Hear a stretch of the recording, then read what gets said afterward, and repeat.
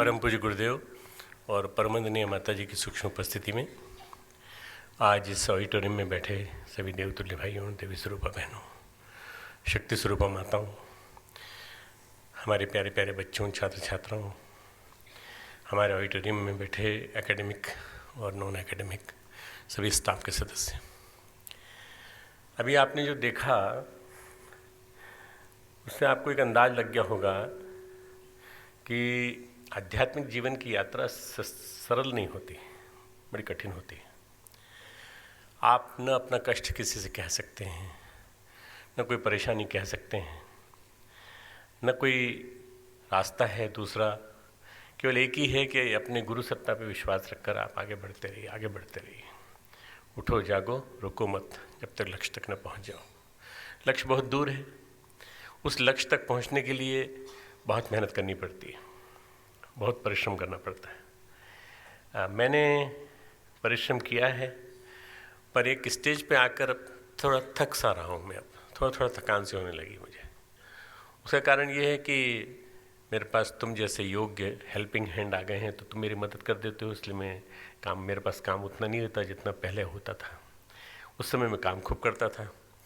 अब मेरा काम करने के लिए चिन्मय आ गया है, मेरा काम करने के लिए इतने सारे बच्चे आ गए हैं, गोपाल आ गया है, ये राहुल आ गया है, जयदी है, सब के सब हैं, इप्सित है और नए नए बच्चे जहाँ हमारा ज्वलंत है। तो मुझे पूरी उम्मीद है कि आने वाले समय में ये पीढ़ी जो है खूब काम करेगी। पर मैंने जो कुछ सूत्र जो मैंने जीवन में उतारे हैं, जैसे टाइम मैनेजमेंट, आज थोड़ा हमारा टाइम मैनेजमेंट थोड़ा गड़बड़ाया है।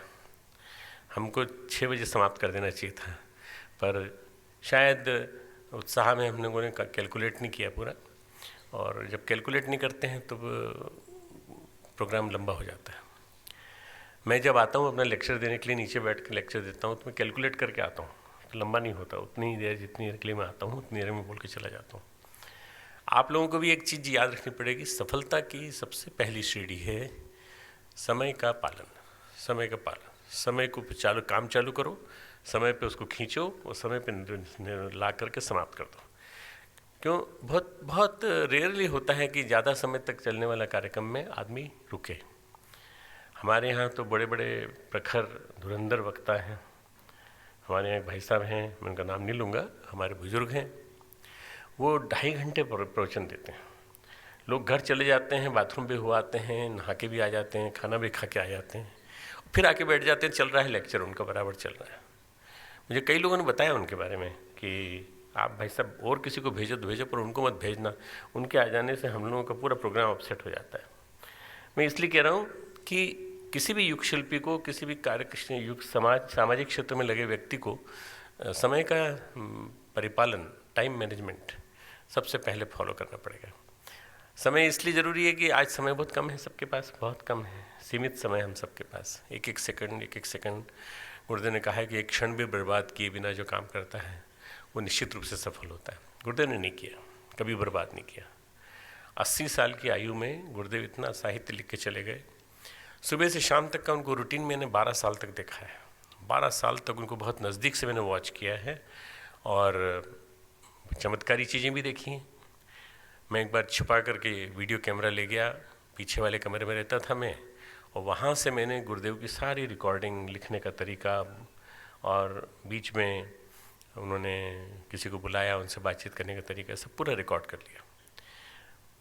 रिकॉर्ड करने के बाद मैं अंदर आकर के चला के देखा मैंने, तो वो चल रहा था उससे बिल्कुल जो मैंने रिकॉर्ड किया था। करीब 1 घंटे की रिकॉर्डिंग मैंने की थी, पर गुरुदेव नहीं चाहते थे कि वो रिकॉर्डिंग नीचे जाए। उस समय कैमरा जो था, वीडियो कैमरा मैं ही ऑपरेट करता था। मैं और गौरी शंकर जी, हम दोनों मिलकर ऑपरेट करते थे। तो आपने देखा भी होगा, शायद शॉट देखा होगा, स्क्रीन शॉट, कि उसमें मैं ऑपरेट कर रहा हूँ वीडियो कैमरा। वो नया नहीं आया था वीडियो कैमरा।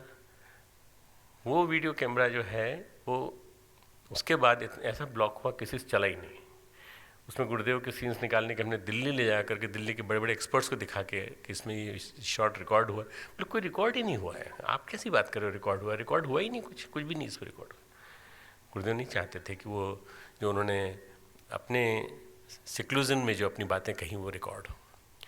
मैंने एक कोशिश की है जीवन को जीने की, जिसमें कि लिखा भी है, बोला भी है, प्रवचन भी दिए हैं, पढ़ा भी है, बड़े बड़े लोगों के बीच में बैठा भी हूँ, उनसे काफ़ी बातचीत भी की है।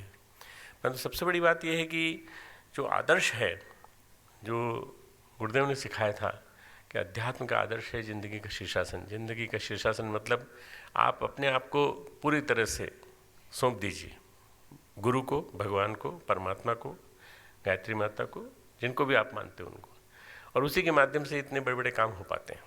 जैसे उदाहरण के लिए मुंशियारी का जो निर्माण हुआ है, बहुत मेरी 20-25 चक्कर लगे हैं वहाँ पर। एक चक्कर तुम लोग लगा लोगे तो तुमको पसीना आ जाएगा। मैंने 20 चक्कर लगाए पिछले 3 साल में, और उस चक्कर के माध्यम से मैं इनको, चिन्मय को और जीजी को, सबको लेके भी गया था। तो ये लोग तो एक दिन के अंदर ही लौट आए, वहीं से वापस निकल आए कि चलो जो वापस चलते हैं। मैं 2-2, 3-3 दिन रुका हूँ, और बहुत ज़्यादा ठंडक में मैंने वहाँ पर परिश्रम किया है, गाइडलाइंस दी हैं। बहुत ही सुंदर बना है आरण्यक, और वहाँ पर 24 साधकों के सत्र चल रहे हैं नियमित रूप से बराबर। एक और दूसरा है नमूना अमलखेड़ा में परम पूज्य गुरुदेव का जो केंद्र बना है, वो सेंटर है, और उस सेंटर के माध्यम से भी एक व्यू जाएगा कि गुरुदेव का जीवन कितना बड़ा था, कितना विराट था। अब उनका जीवन दुर्गा अवतार से प्रज्ञा अवतार तक एक हम मिरल्स के माध्यम से शो करने जा रहे हैं। इसके अलावा हम लोग गुरुदेव को स्वतंत्रता संग्राम के रूप में उनका स्वरूप बताने जा रहे हैं। ये मैं इसलिए कह रहा हूँ कि ये सब काम करना, और उसके साथ साथ क्लासेस भी चलाना यहाँ पर, उसके साथ साथ अखंड ज्योति भी बनाना, उसके साथ साथ लोगों से भी मिलना रोज़, और लगभग 250-300 फ़ोन आते हैं मेरे पास रोज़। उनमें से मैं केवल 5 या 10 अटेंड कर पाता हूँ, बस 10 या 15 अटेंड कर पाता हूँ, ज़्यादा नहीं। क्यों? क्योंकि मैं जानता हूँ कि जिससे मुझे बात करनी है वो यही है जिससे मैं बात कर रहा हूँ। बाकी से मैं बात नहीं करता, जानबूझ के नहीं करता। हो सकता है कि लोग इसको अहंकार समझते हों, लोग इसको ये समझते हो, परंतु मैं नहीं कर सकता। टाइम मैनेजमेंट नहीं परमिट करता। मैं अगर उसमें समय बर्बाद करूँगा बहुत दिक्कत हो जाएगी। सबसे बड़ी शिक्षा यही है, सच्चे शिष्य बनने का प्रयास करो। तो शिष्य बनने के 2-3 तरीके हैं जो गुरुदेव ने बताया मुझे। अपनी इस लोक में, परलोक में समस्त इच्छाओं का त्याग। कोई इच्छा नहीं रखो। मैंने कभी कोई इच्छा नहीं रखी। मैंने कभी ये नहीं चाहा कि ब्रह्मचर्य शोध संस्थान का निदेशक बनूं, पर गुरुदेव ने कहा नहीं, कोई न कोई तो होना चाहिए भाई, तुम्हारा नाम आएगा वहाँ पे, तुम्हारा नाम आएगा। अखंड ज्योति का मैं संपादक बनूं, गुरुदेव ने अखंड ज्योति का संपादक घोषित किया, और किताबों पे नाम लिखा, और अपने नाम के साथ मेरा नाम लिखा। वहाँ से भी क्वेश्चन आया मथुरा से कि ये डॉक्टर गुरुजी ने गलती से लिख दिया डॉक्टर साहब का नाम। मतलब नहीं, गलती से नहीं लिखा है, हमने लिखा है। गुरुजी ने कहा हमने लिखा है, और दोनों का नाम साथ साथ जाना चाहिए। वैज्ञानिक अध्यात्मवाद की सीरीज़ है, पूरा लेखन इन्होंने किया है। ये इस तरह से बोल्डली अगर गुरु आपके साथ चल रहा है, और आप यदि उनके साथ गल रहे हैं, ढल रहे हैं, तो कहीं कोई किस तरह की दिक्कत नहीं आती, परेशानी नहीं आती। मुझे ऐसा लगा कि आध्यात्मिकता को जीवन में जी करके और फिर उसके बाद किसी को बताना चाहिए। अभी क्या होता है कि ट्रेनिंग लेके और प्रवचन देने लगते हैं लोग बाग। अरे प्रवचन देने के पहले नायमात्मा प्रवचने न लभ्यो न मेधया न बहुना श्रुतेन। कोई आत्मसत्ता को, परब्रह्म को प्रवचन से प्राप्त नहीं कर सकता, न मेधा से, न बुद्धि से, न सुनकर। इतने सारे लेक्चर आप लोग सुनते हो, इससे कोई परमात्मा मिल जाएगा? नहीं। परमात्मा मिलेगा उपासना से, अपने गहराई में अंदर तक जाके, अंतर जगत में प्रवेश करके। और इसके न जाने कितने लेक्चर में ले चुका हूँ, न जाने कितने लेक्चर मैंने आप लोगों के लिए हैं। मैं इन सारे लेक्चर्स को कंपाइल करके अगले साल थोड़ा सा अवकाश लूँगा। पिछले साल मैंने 1 साल में क्या किया तुमको दिखा दिया इन लोगों ने। मैं वास्तव में 3 महीने मैंने अवकाश लिया है, 3 महीने, तब जा कर के इतना सारा काम तुमको दिखाइए। इतना सारा काम मैंने किया। अगर मैं 3 महीने अवकाश नहीं लेता तो मैं फिर जाता और फिर जगह जगह जाके खूब काम करके आता। पर उसके बजाय मैंने 3 महीने अवकाश लिया है ताकि मैं आगे की प्लानिंग बना सकूं।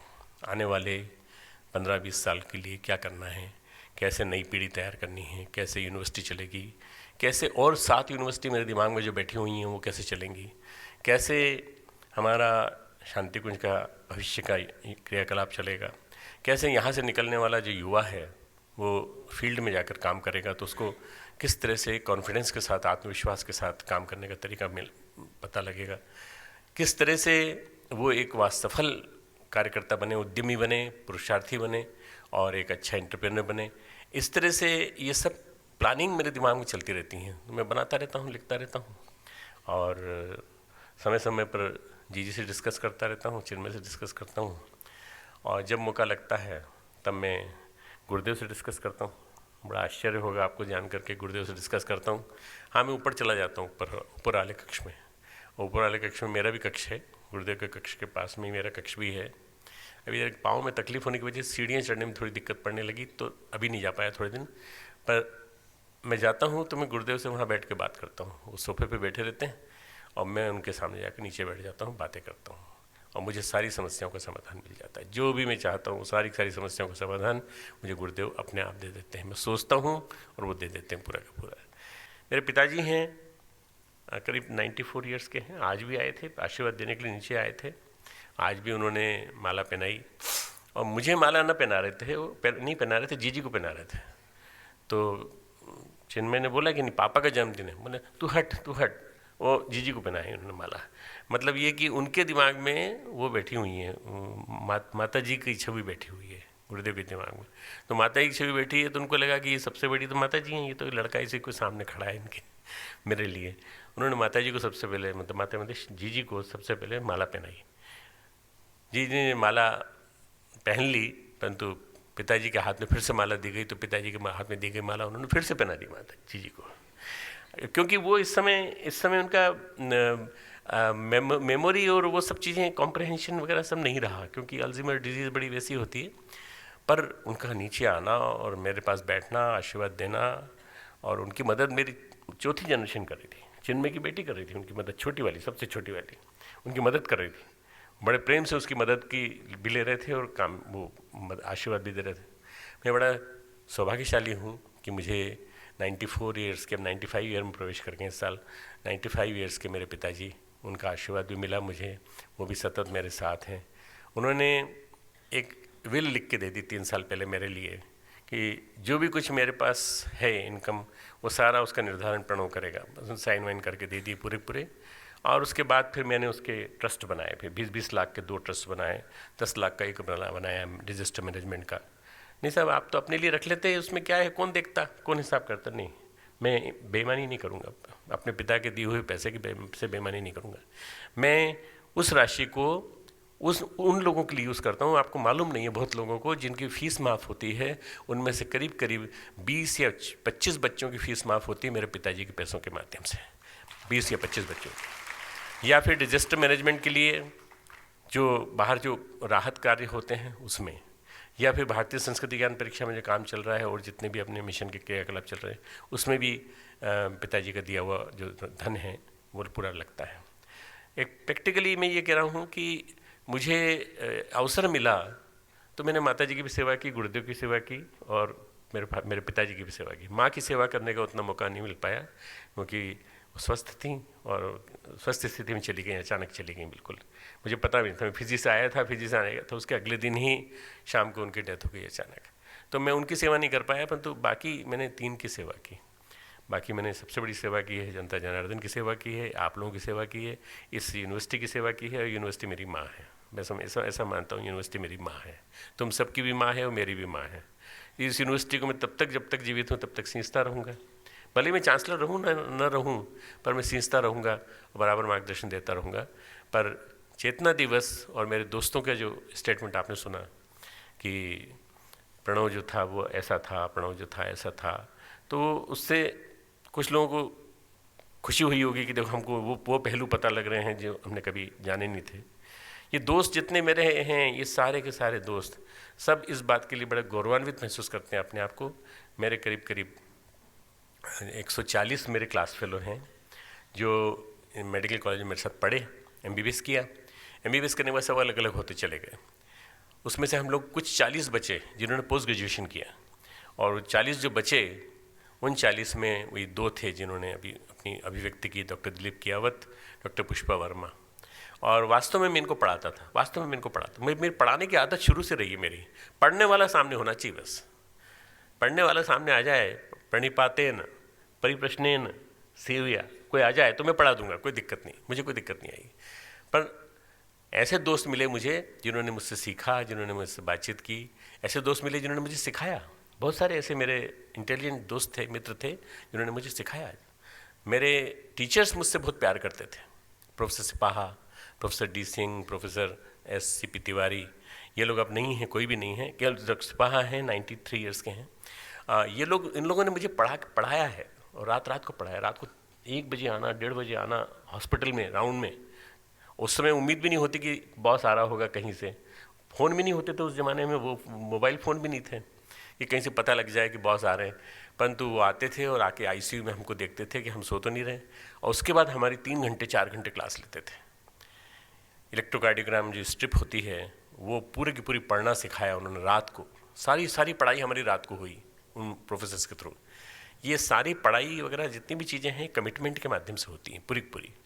आपका कमिटमेंट कैसा है, निष्ठा कैसी है, आप क्या कितने धैर्य के साथ पढ़ पाते हैं, कितना समर्पण के साथ पढ़ पाते हैं।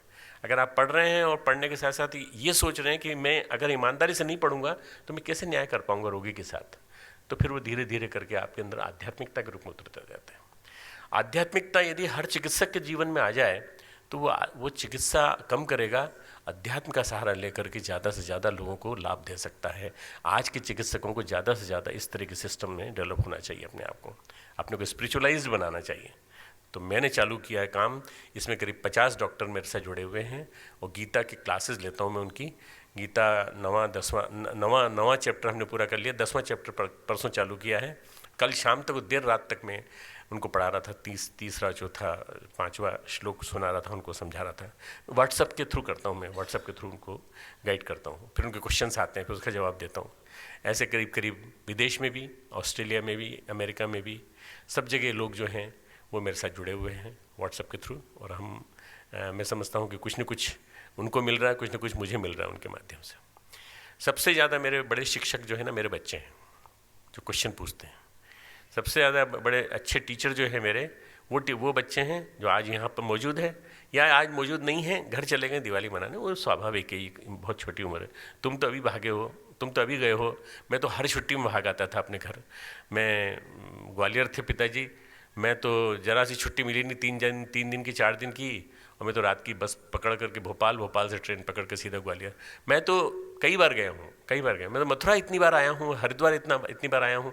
तो इसलिए मैं तुम लोगों पे आरोप नहीं लगा सकता तुम लोग यहाँ से क्यों गए। छुट्टी थी, चले गए, दिवाली मनाओ, घर पे जाओ, फटाके छोड़ो, कुछ भी करो, पर जीवन को बदलने के लिए अपने जीवन को नए सिरे से मोल्ड करने की कोशिश करो। जीवन में अच्छाइयों को इनकलकेट करो, समाविष्ट करो, और देखते देखते व्यक्तित्व तुम्हारा बदलता चला जाएगा। अगर तुमने व्यक्तित्व यहाँ बना लिया तो सब जगह तुम सफल हो जाओगे। अगर यहाँ नहीं बना पाए तो कहीं भी जाओगे तुम पछताओगे। इसलिए बेस्ट है यहाँ, अच्छे आचार्य हैं, अच्छा वातावरण है, अच्छी हमने सीरीन ग्रीनरी से भरा हुआ वातावरण दिया, वाइब्रेंट दिया हुआ एटमॉस्फेयर। इसको जज्ब करने की कोशिश करें, और बाकी जो ये मिशन है ये 100% अपनी दिशाधारा पे सही चल रहा है, बिल्कुल ठीक। मुझे अपने बुजुर्ग भाइयों का साथ मिला, वीरेश्वर उपाध्याय जी भाई साहब, गौरी शंकर जी भाई साहब, केशरी कपिल जी, उसके साथ साथ उनके सहयोगी जितने भी थे, हमारे कालीचरण जी, जितने भी मेरे सहयोगी हैं, मेरे साथ की उम्र के हैं जितने, इन सब के साथ मिलकर के मैंने निर्णय लेते समय बराबर ध्यान रखा कि मैं इनका रिस्पेक्ट करूं। उन्होंने रिस्पेक्ट करते हुए देखा तो उन्होंने मेरा साथ दिया, इसीलिए मैं प्रमुख बन पाया। और प्रमुख बनने के बाद मैंने कोई प्रमुख की वो नहीं किया कोई कि मैं प्रमुख हूँ इसलिए मैं कह रहा हूँ। मैं समूह निर्णय से ही सारी बातें होती चली गई। जितना भी ये प्रकरण हुआ है राज्यसभा सांसद का, इसको मैंने पूरा ट्रांसपेरेंट रखा। मैंने डायरेक्ट बात कराई है पूरी की पूरी, ऑन फ़ोन सामने रख करके मैंने सारे 4, 5, 6 भाइयों को सामने बिठा करके, ब्रजमोहन गौड़ जी, डॉक्टर OP शर्मा, इन सबको सामने बिठा करके कि आप लोग भी बात करो भाई, अमित शाह से बात करो और मोदी जी से बात करो। वो चाहते हैं कि गायत्री परिवार जुड़े, और उसके लिए गायत्री परिवार प्रमुख को वो बनाना चाहते हैं। आप में से किसी को नहीं बनाना चाहते। कि मैंने कहा किसी और को ले लो भाई, मेरे संगठन में से किसी को ले लो, इनको मेंबर पार्लियामेंट बना दो, राज्यसभा सदस्य बना दो। वो नहीं, उन्होंने मुझे ही मांगा। क्यों? क्योंकि मैं फेस बन गया हूँ। I am now face of the mission. Gayatri परिवार का मैं चेहरा हूँ। मेरे चेहरे से सब पहचानते हैं गायत्री परिवार को। मैं इसलिए नहीं कह रहा हूँ कि मैं कोई बहुत घमंड के साथ कह रहा हूँ, मैं इसलिए कह रहा हूँ कि मेरे नाम से ही जानते हैं लोग बात।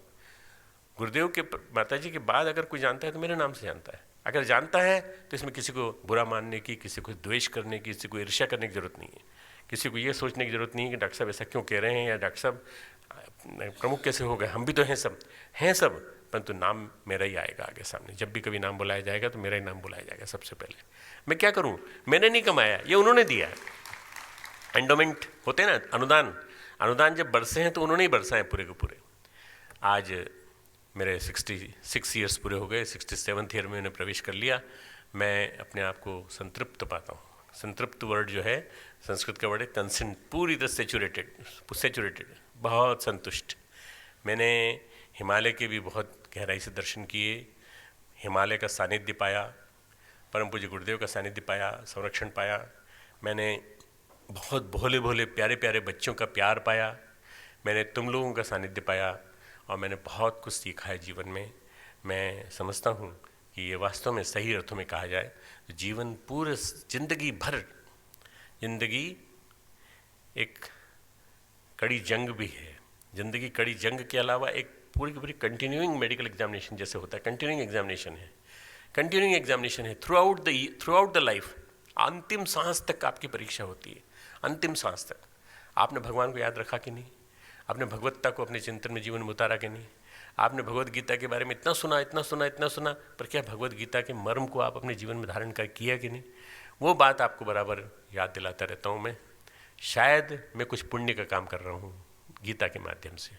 गीता आपके जीवन में उतर जाएगी तो मुझे लगता है कि हजारों लाखों को जीवन में ऊंचा उठाने का पुण्य मुझे मिल जाएगा, और पुण्य तुम्हें मिल जाएगा, क्योंकि तुम सीख रहे हो, तुम शिष्य बन रहे हो। शिष्यस्ते हम शादी माम तो हम प्रपन्नम, मैं शिष्य हूँ आपका, मैं आपकी शरण में आया हूँ। ऐसा इस भाव से तुम लोग मेरे भाव सामने आके बैठते हो।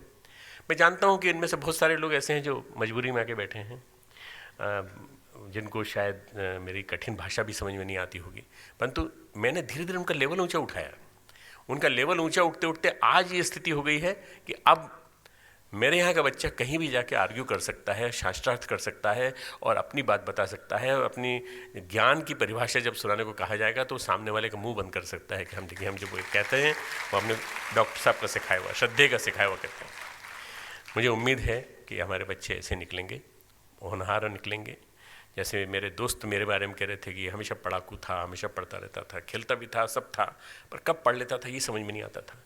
तुम भी ऐसे ही पढ़ो भी, मज़े भी करो, खूब एंजॉय करो, पर बदमाशियाँ मत करो, वार्डन को मत छेड़ो, टीचर्स को मत छेड़ो, परेशान मत करो। ये लोग सब तुम्हारी मदद करने के लिए हैं, और तुम लोग जितना भी हो सकता है उतना करो, ईमानदारी से करो। जो भी काम करो ईमानदारी से करो। एंटरटेनमेंट करो वो भी ईमानदारी से करो, मनोरंजन करो वो भी ईमानदारी से करो। दोस्तों के साथ भी एक दूसरे के साथ जेलसी नहीं, निंदा नहीं, अहंकार नहीं, दो चीज़ों से बचना, बस ईर्ष्या और अहंकार, बस ईर्ष्या और अहंकार। अगर दो चीज़ें नहीं रहेंगी तो सब मिलता चला जाएगा तुमको। खूब खूब मंगल कामनाएं, खूब आशीर्वाद तुमको। श्रद्धे के समक्ष श्रद्धे ने इस नवरात्रि में गीता की कक्षाएं ली थी, ज्ञान की महिमा। डिपार्टमेंट ऑफ कम्युनिकेशन के फर्स्ट ईयर के बच्चों ने अपने शिक्षकों के साथ मिलकर के एक पूरा कलेक्शन इसका बनाया है, जो कि इंटरनेट रेडियो, आई रेडियो, देववाणी पर भी उपलब्ध है, पूरे ऑडियो के साथ। जोरदार तालियां हम सब की ओर से आपको समर्पित। आप ही के द्वारा कहा गया, हम सबको मार्गदर्शन किया गया यह ज्ञान जो कि सब तक जाएगा। ज्ञान की महिमा, ग्लोरी ऑफ नॉलेज हम सभी को प्रदान किया परम श्रद्धेय ने।